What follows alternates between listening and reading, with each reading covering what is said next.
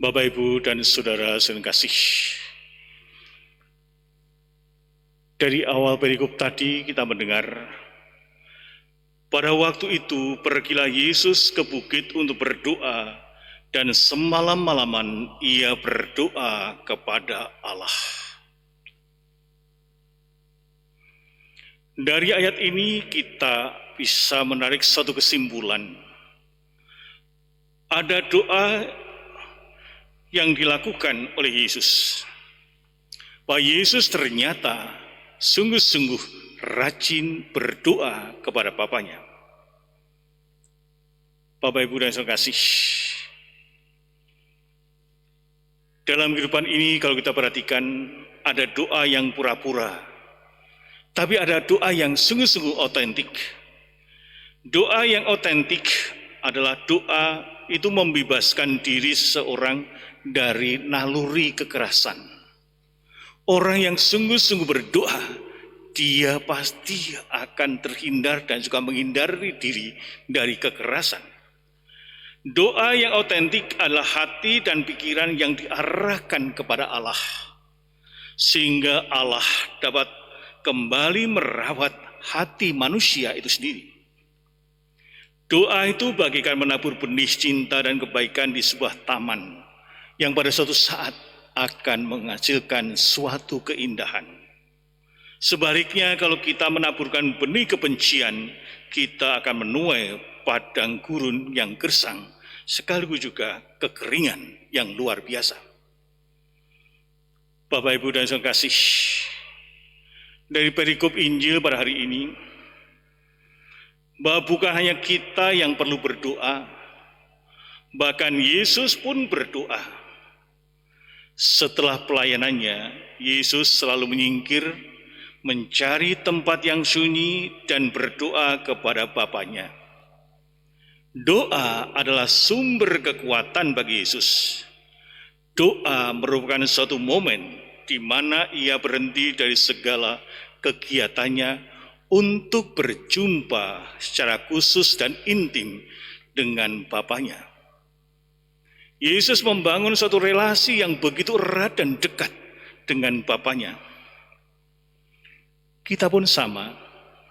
Kita hendaknya tahu untuk berhenti sejenak, menyediakan waktu khusus bersama Bapa kita, dan bukan hanya memberikan sisa-sisa hidup kita. Saya yakin Bapak Ibu sekalian hadir pada saat ini adalah karena menyediakan waktu. Bukan karena waktunya sisa, tapi sungguh-sungguh khusus bangun pagi-pagi datang ke tempat ini. Karena sungguh-sungguh ini waktu diberikan kepada Allah sendiri. Bapak, Ibu, dan saudara kasih, doa membuat hati hening sekaligus juga bening. Doa juga membebaskan kita dari naluri kekerasan. Orang yang sungguh-sungguh berdoa kepada Allah, dia pasti akan menghindari kekerasan. Tidak mungkin setelah doa itu mencaci maki orang. Kalau dia sungguh-sungguh, tidak mungkin setelah berdoa dia membenci orang yang ada di sekitarnya. Doa membimbing manusia untuk hidup saling mencintai dan bukan saling membenci. Saat kita datang pada Tuhan dan untuk berdoa, kita membuka dan mempersembahkan diri, memberi kesempatan pada Tuhan untuk masuk dan merawat hati kita masing-masing. Tuhan, rawatlah hati saya. Saya membiarkan Allah berbicara dan juga menegur kita.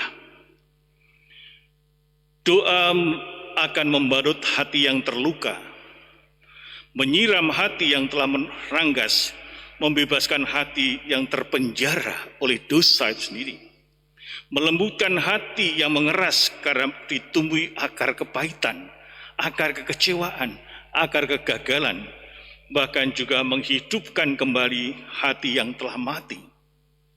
Mungkin pada saat pandemi ini pun banyak orang yang kecewa, jengkel dan sebagainya. Namun ketika hal itu dibawa ke dalam doa, persoalannya akan berbeda.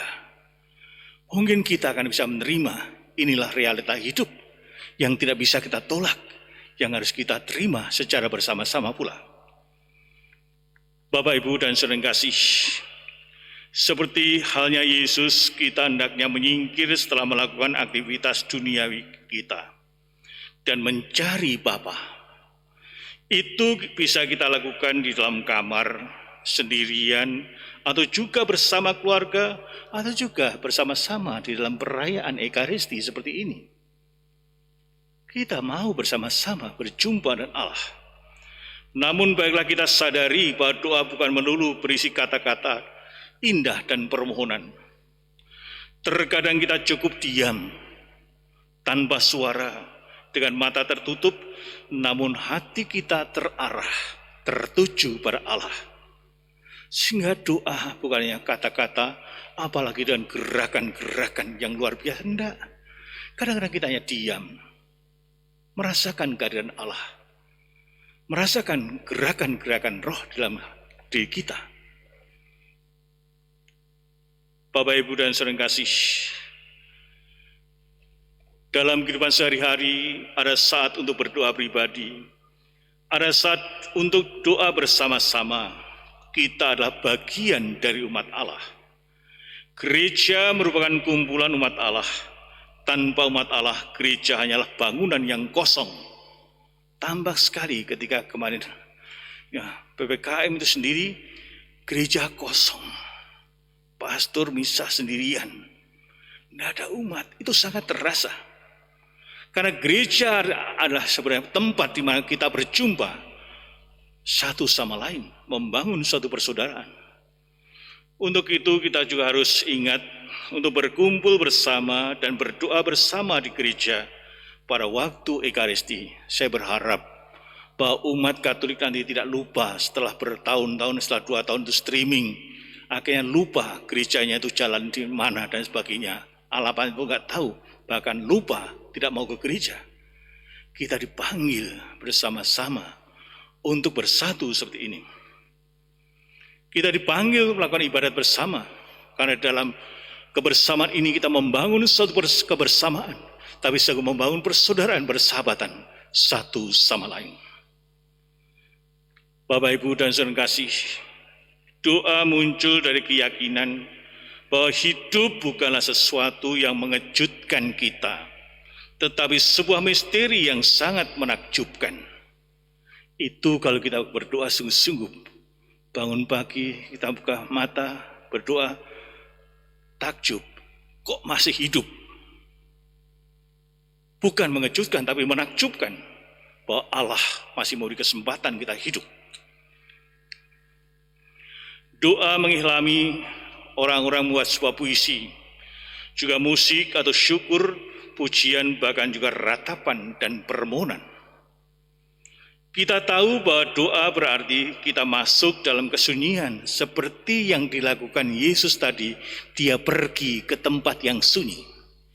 Tetapi pada kenyataannya, kita tidak pernah sendirian. Yesus pergi ke tempat yang sunyi, tampaknya sendiri, tapi dia tidak sendiri. Dia selalu bersama dengan Bapanya. Sendiri, tapi tidak sendirian.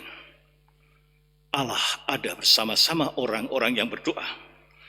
Itulah kekuatan doa bagi setiap orang yang memberikan ruang doa di dalam hidupnya. Merasakan, menghayati, mengalami, yakin bahwa dirinya disertai, didampingi oleh Allah sendiri. Bapak, Ibu, dan sekasih, doa menjadikan kita mulia. Doa mampu mengamankan relasi kita dengan Tuhan yang merupakan sahabat sejati dalam perjalanan kita di tengah-tengah ribuan penderitaan dan juga kegagalan hidup. Marilah kita belajar bagaimana Yesus pergi ke tempat yang sunyi, berdoa, berjumpa dengan Bapanya.